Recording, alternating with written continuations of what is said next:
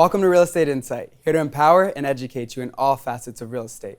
I'm your host, Isaiah Valdez. Joining the show today is Dorothy Dawn and Steve Kazel. Online and social media marketing is only about a decade in the making, but has quickly become one of the most beneficial and lucrative marketing techniques of the modern era, only further intensified by the onset of the pandemic and social distancing protocols. People often prefer the comfort and safety of their own homes rather than running the risk of going in person to view properties and shop around. Life online has skyrocketed due to the pandemic and is definitely here to stay. Gone are the days of relying on newspaper listings, magazine ads, and billboards. While these mediums can still be very useful, many real estate agents are able to base their marketing campaigns through social media, which is often targeted and more accessible than traditional methods. Now, I would love for you, Steve, to share a bit more about the range of possibilities that online marketing has to offer. Well, I'll tell you, Isaiah, there's so much out there now. Content is something that's valuable. So I like to use Facebook, Instagram, YouTube, and Twitter is kind of the last thing I'm using now for real estate, but it's still out there. So I believe that if you go out and you get yourself set up and provide content to people that are looking for things to learn about real estate and different stats, you have to make it exciting. People are going to turn you off if it's not exciting. About 1 minute seems to be the window for someone's attention span on these platforms. 3 minutes would be going really long. So you want to be able to engage with people quickly, give them some content that's exciting, something new.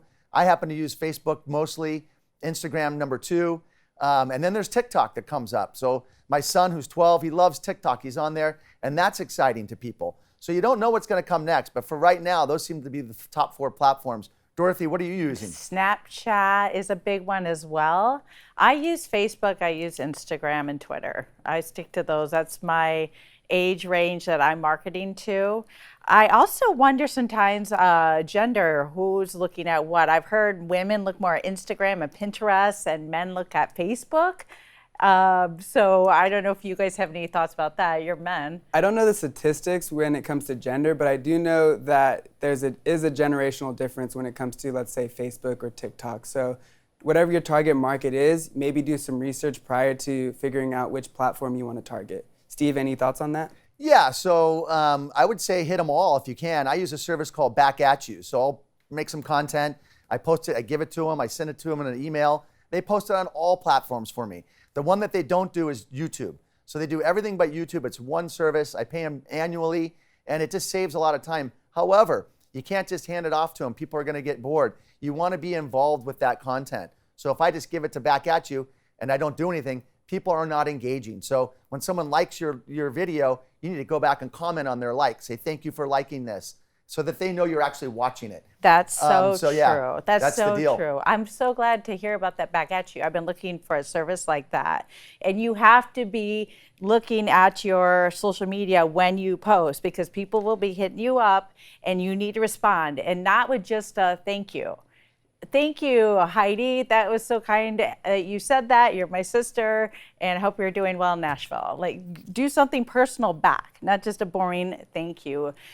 Conversate with them. So there is more ways to engage with them than rather just posting, commenting, maybe messaging them, checking in.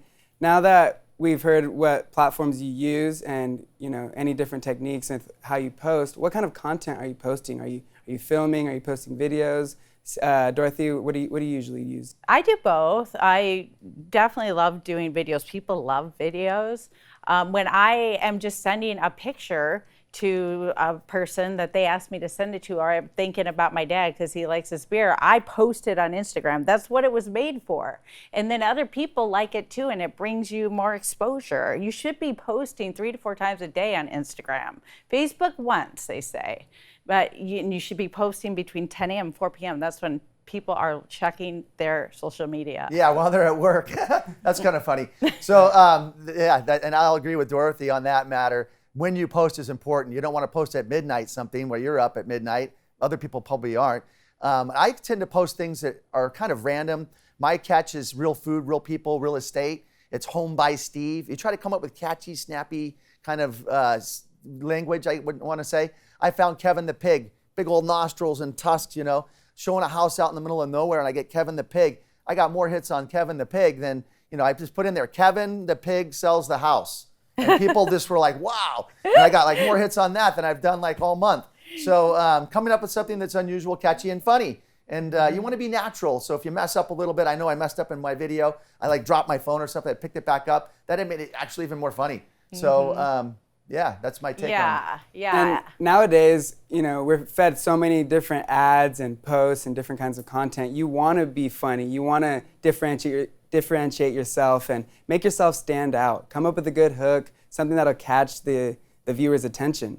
We're so bombarded with perfectionism and, the Hollywood scene, and everyone is perfect. We like to see people that aren't perfect. It makes you more real and enduring, and people may like you more. So don't worry about messing up. Yeah, and one thing I love about video is that people actually get to feel like they know you. They get to figure out your personality, they see your face, they see you talking, and they feel like they get to know you before they actually meet you. So it's a great way to relate to maybe potential clients that haven't quite met you yet. Exactly, like we'll show a property. Guys in Hawaii, got my phone out. I'm, doing a duo with them. If you're on an iPhone, then it's, a different name. So you get more comfortable as you're out there filming a lot. You won't find yourself, stumbling as much. And it's one of those things where you do get to know your clients virtually before you meet them. Dorothy, I want to ask, and we'll transition to those people who have thought about it for a long time now, that they need to create their social media accounts, they need to start posting, take videos of themselves, but maybe haven't quite yet found the courage to do so. Do you have any words of encouragement that you can share with them today? Yes, stop procrastinating. As Nike says, just do it. Just get out there, get your hands dirty, get your feet wet. There's nothing like the time of now, the present. There's a book by Zig Ziglar, and in it he says, I hope you're not reading this book during your normal sales hours. You should be reading this book while you're on vacation, thinking about it, and then when you're working, you do it. So same with the social media posting. Just get started. Don't worry about making mistakes. Yeah, go down to Best Buy, get yourself a halo and a tripod. $150, you'll be all set. Use your phone. Great advice, you two. Just do it. There's a quote that I love is, you don't have to be great to get started, but you do have to get started to be great. And I think we can all apply that with anything we want to do. Thank you for watching Real Estate Insight. We'll see you next time.